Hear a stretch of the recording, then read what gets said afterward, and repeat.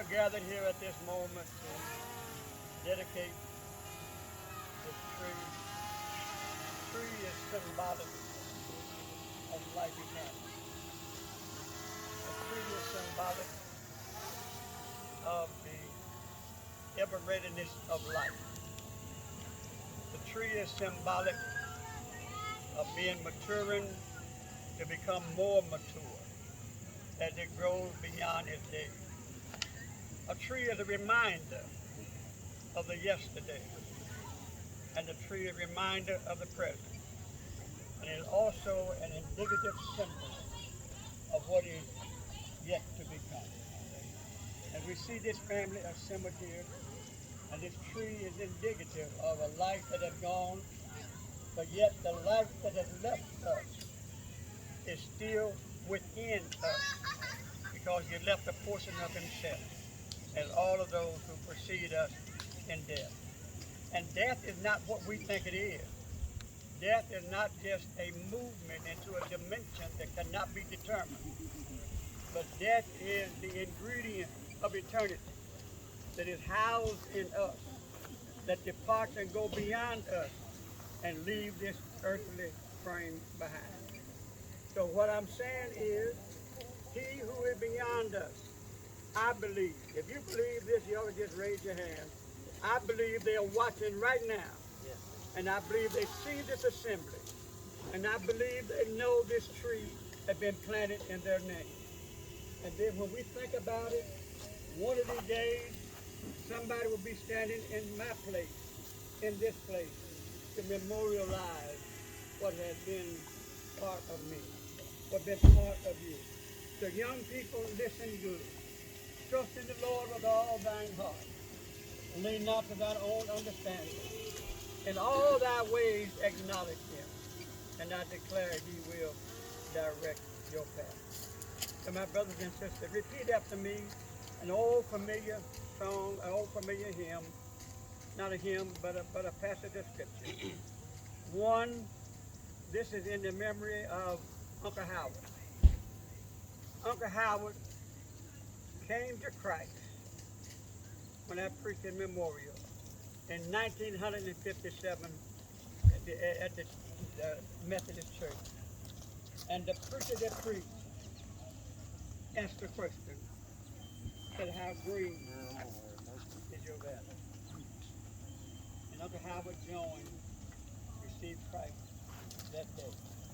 That's the reason I said at his memorial.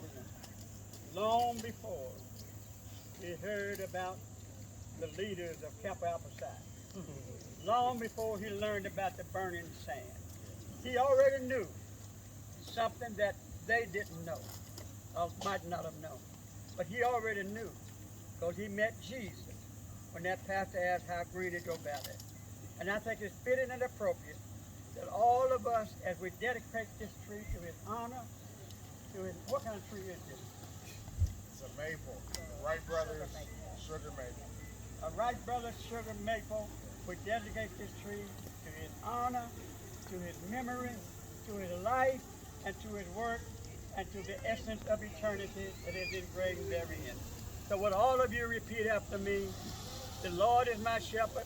The Lord is my shepherd. I shall not want. I shall not want. He maketh me to lie down. He maketh me to lie down in green pastures. in green pastures. He leadeth me beside the still waters. He leadeth me beside the still He waters. restoreth my soul. He restoreth my He soul. leadeth me in the path of righteousness He leadeth me in the path of for righteousness his name's sake. for his name's sake. Yea, though I walk Yea, though I walk through the valley of the shadow of death, through the valley of the shadow of death, I will fear no evil, I will fear no evil. for thou art with me. Thou art with me. Thy rod and thy staff, Thy rod and thy staff, they comfort me. they comfort me. Thou preparest a table before me Table before in the me, presence of mine enemies. in the presence of my enemies. He anointed my head with oil, and my cup runneth over.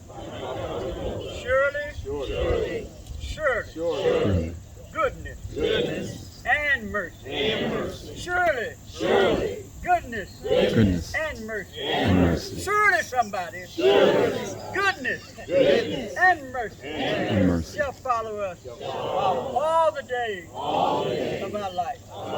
Amen. Amen.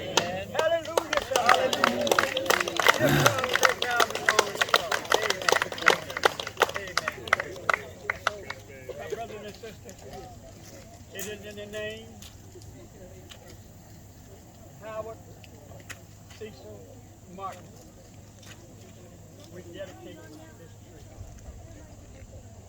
Good evening.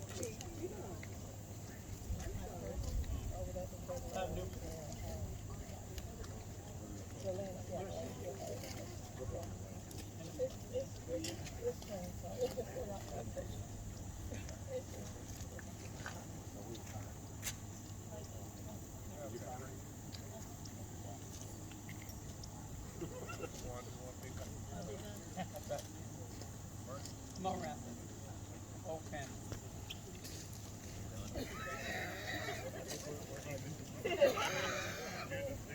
Yes, that's it.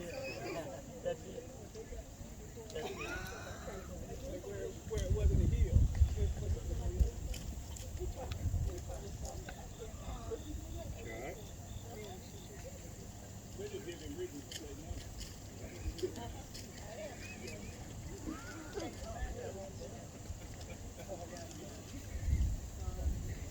Now let me ask you to do one other thing. Well, all of you need water. Join hands and make a circle around the tree.